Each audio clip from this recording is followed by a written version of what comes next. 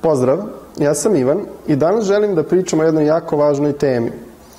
A to je pojava koja se često dešava da vlasnici biznisa nisu zapravo vlasnici nad svim onim na čime bi trebali da budu na internetu. Konkretno mislim na vlasništvo nad domenom, nad svojim web sajtom, na Google Analyticsom, na društvenim mrežama.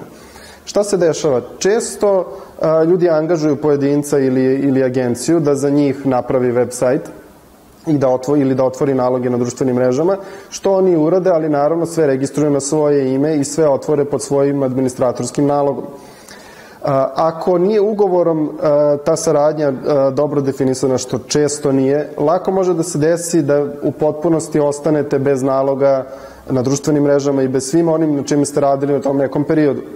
Ovo zaista ne pričam na pamet, jako vam možda deluje čudno, ali često se dešava da klijenti koji dođu kod mene, kad kažem ajde da pogledamo šta je to rađeno u prethodnom periodu ili da pogledamo, da uradimo analizu nad Google Analyticom, da oni često kažu nemamo pristup trenutno ili nemamo uopšte pristup i onda u pokušaju da sa pojedincem ili agencijom s kojim su radili pre dođu do tog pristupa jednostavno dobiju negativan odgovor.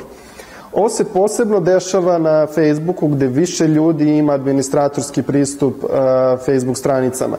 Pa tako može da se desi da jednostavno dođe do prekida saradnje ili ako neki od zaposlenih ima administratorski pristup, ako saradnja te vrste prestane, on može da odnese svoju stranicu sa sobom, da vas izbaci kao administratora sa stranice i vi tu zapravo više ništa ne možete da uradite.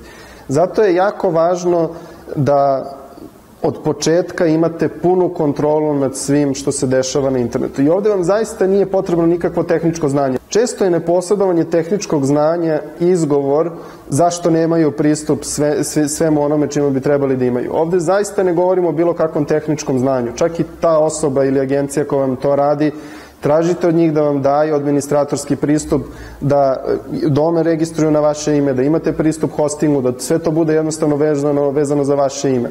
Hvala što ste gledali i danas želim da vam preporučim jednu osobu za praćenje, a to je Milan Trbojević. Milan Trbojević je računovođa i zaista puno korisnih informacija možete dobiti od njega, naročito ako je u pitanju poslovanje na internetu. Tako da zapratite Milana, a mi se vidimo uskoro. Pozdrav!